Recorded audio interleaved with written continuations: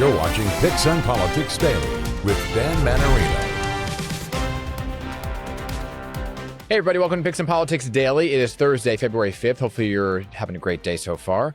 And I want to talk to you about what's happening on PIX and Politics tomorrow, right? Because we're talking about budgets. And I just want to kind of lay out the scene for you, right? Remember, Zoran Mamdani was here on PIX 11. He signed that legislation right on our air, looking for chief savings officers within each city agency because of a $12 billion budget deficit that was facing New York City. Well, then Jersey City came out with their budget. Mayor James Solomon put out his budget and said there's a $250 million shortfall. Now, it may not sound like a lot compared to the $12 billion, but it's different cities, right? So 250 is actually a lot of money in Jersey City, $250 million. And he's saying that it was Stephen Phillips' fault. And Mayor Zoran Mamdani blamed Eric Adams. Stephen Phillip, when I questioned him about it, said, look, comes with the territory. Everyone's going to blame their previous administration. But I want to know what James Solomon's plan is to close that deficit, just like I was asking some pretty tough questions to Zoran Mamdani. So James Solomon is going to be my guest on Friday on PIX and Politics to talk about what his plans are to close some of that deficit. But in the meantime, we've been paying very close attention to a lot of the key races, right? The congressional races that are happening around our area. Today, by the way, there's a special election for Mikey Sherrill's former seat. We'll have those results hopefully by tonight or tomorrow. But there's also a lot of talk about what exactly Congress is going to look like with the midterm elections and who's challenging who. So one of those is the New Jersey's 8th district that is currently held by Congressman Robert Menendez Jr., but he's facing a challenger, Mussab Ali, and he is my guest right now. So great to see you again. Thanks for having me, Dan. Former contender to be Jersey City mayor. Why then did you obviously didn't win that race? Yeah. Why did you decide, okay, let me switch over to Congress? Why not go for Congress to begin with? Yeah, I mean, look, I think that originally for me, I was looking at the mayorship as like the most direct way that you can talk to residents.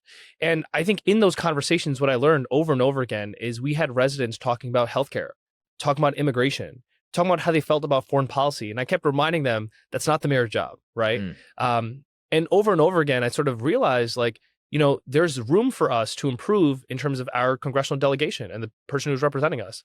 And so as I sort of, you know, we finished out the mayor's race, I supported James Solomon. He ended up winning. We were very happy about that. We beat the establishment.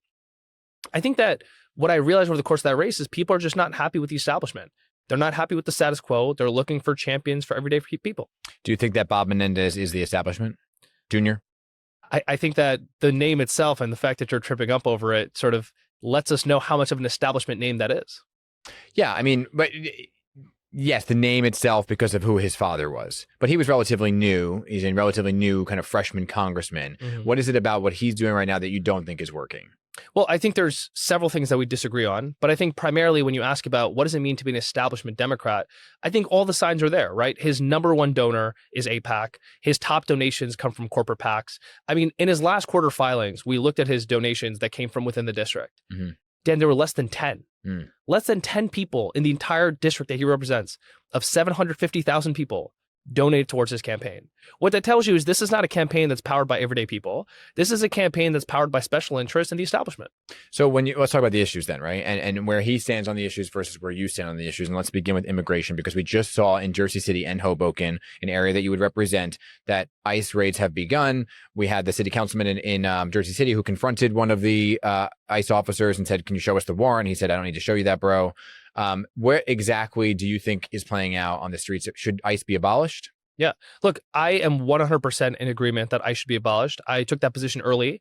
Menendez has sort of copied our position on that. But I think what's important here... he has said that ICE should be abolished. Exactly. He has said that now. But I think what's important here is what happens after, right? I think people talk about abolish ICE, they hear that and they say, look, people just want violent criminals on our streets. Yeah. That's not what we want, right? For us, we think that, you know, the function of ICE should go back under the Department of Justice. So ICE was created in 2001. Prior to 2001, we still had immigration enforcement, right? But existed under the Department of Justice.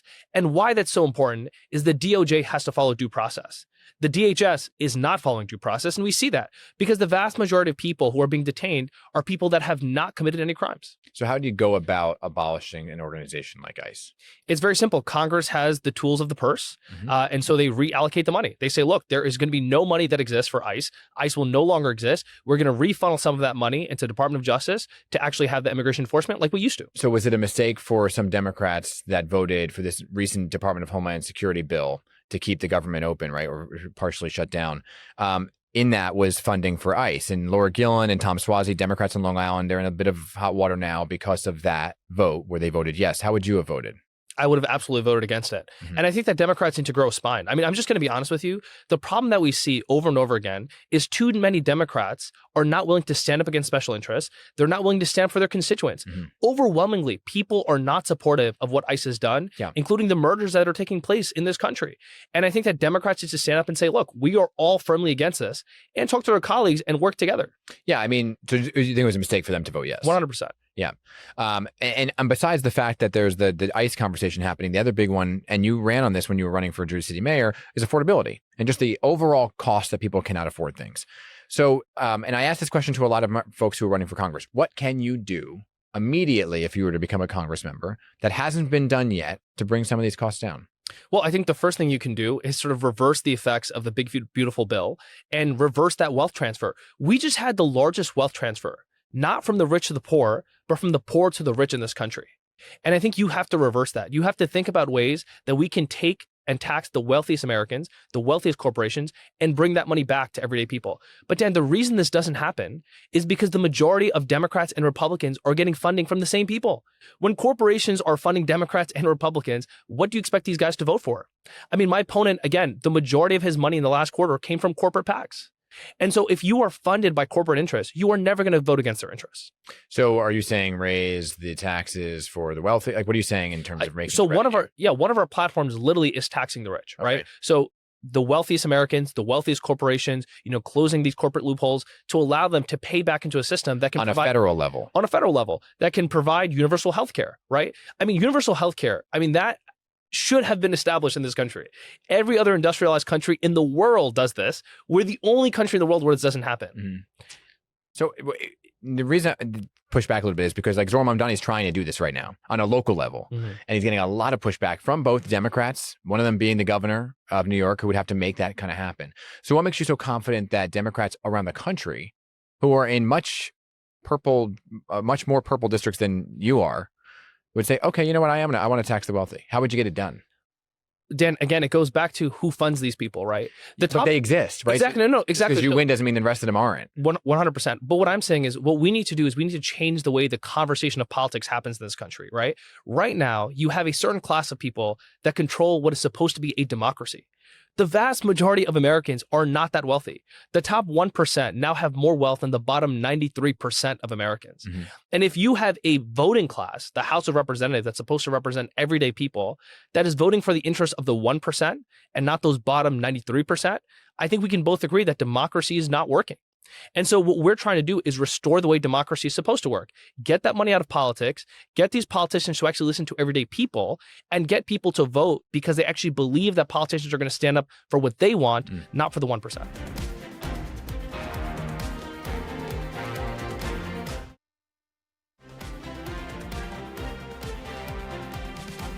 On the issues, not necessarily on the donors, on the issues, where do you differ from your opponent? Yeah, I think we have four things that we really differ on. Mm-hmm. The first thing is Medicare for all, right? I believe in universal health care. Congressman Menendez continues taking money from big pharmaceutical companies and has never said anything about that. The second big issue is about war, right? I think that we should be investing in schools and hospitals here at home, not spending money to bomb them abroad, right? Congressman Menendez continues to give a blank check to the state of Israel. I think that there should be some sort of conditional aid. Mm-hmm. But the reason the congressman can't say that is we're seeing this playing out in NJ11 right now. Tom Malinowski, who has been a supporter of the state of Israel, has literally just come out and said, I would condition aid. In return, AIPAC is spending $2.3 million against it. If you take that position that you will condition aid to Israel, you will not get their money. Congressman Menendez is never going to be able to come out and say that because AIPAC is by far his biggest donor. You support Malinowski?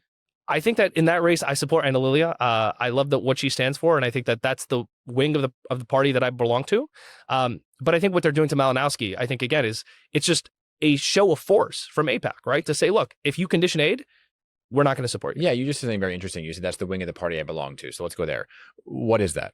Right? Because the Democratic Party seems so kind of fractured right now on who is aligned with who, and Democratic socialists and progressives and moderates. So where do you fall on that? So look, I fall in the Bernie Sanders wings of the party. 100. Democratic Socialist. I think Democratic Socialists, more broadly, like people on the left, the progressive left. I think that right now labels aren't very important. I think what's more important is the issues that we're fighting for, right? So Bernie Sanders and I agree on Medicare for all. Right? We believe in taxing the rich. We believe in this idea of like fighting the oligarchy, right? Like fighting for everyday people, right? Not taking money from these corporations. And I do have to emphasize the point around donors because we see this over and over and over again, right? Yeah. Politicians are voting in the interest of their donors. Labels do matter. Labels do, and you're saying they don't matter, but your positions go with where the label is. Yeah, but the only reason I say labels don't matter as much is I say that, I might disagree with other politicians on certain individual points. So if you stick one label on somebody, I don't think that matches what everybody is saying. Yeah. And I say that because, look, everyone's a Democrat, right? But like, what does that mean, right? And I think that's what we're discovering. What is the future of the Democratic Party? What ideas are going to rise to the top? And I think that's what elections are about, right? What are the best ideas? Who's bringing them forward? And how do we get to where we need to get to? So, and it's interesting you're talking about that because then if you were to win, the Democratic Party kind of is splintered in different directions right now. And there's a lot of questions of whether or not the Democrats will take back the House. You think they will? I think they will. Which means who should be the leader? I think that's a good question. I think that this is a question that right now we're fighting because I think Hakeem Jeffries is not doing enough as the minority leader. And the question is, as the majority leader, would he be any different? And I think these are the questions that we're sort of wrestling. I think that right now Hakeem Jeffries is not met the moment.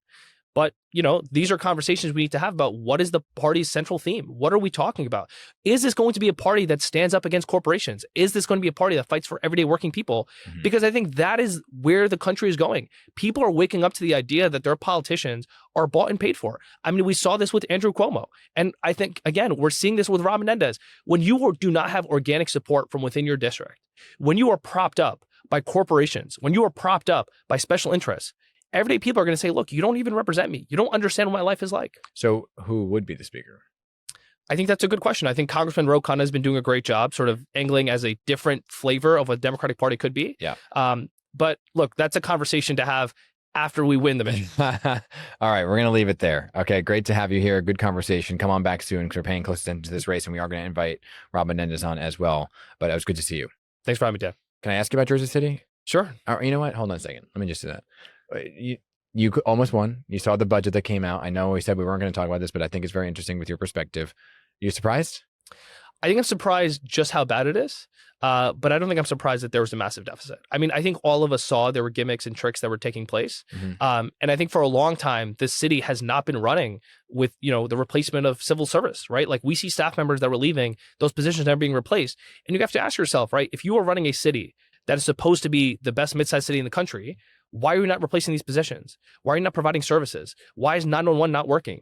Why is it when it comes to snow removal, we didn't have any of the resources that were necessary, right? And so I think that none of us are surprised. I think we're surprised at the amount of the deficit, but there's a lot of hard questions to take place moving forward. One of those hard questions is James Solomon was on the council during all of this, so shouldn't the council have caught it? I think that there are questions around oversight for the city council because, look, I mean, the reality is if you're sitting on the city council, you should be demanding those audits. You should be figuring out what's going on. I think the Councilman Solomon did vote against a lot of these budgets, but I think ultimately the bigger question is this, right? We are where we are today. How do we get out of it? Right. Okay. There we go. Thank you. Now we'll leave it there. Good to see you, Mussab Ali. Everybody will talk to him throughout the race. And that'll do it for today on PIX and Politics Daily. I'll see you right back here tomorrow.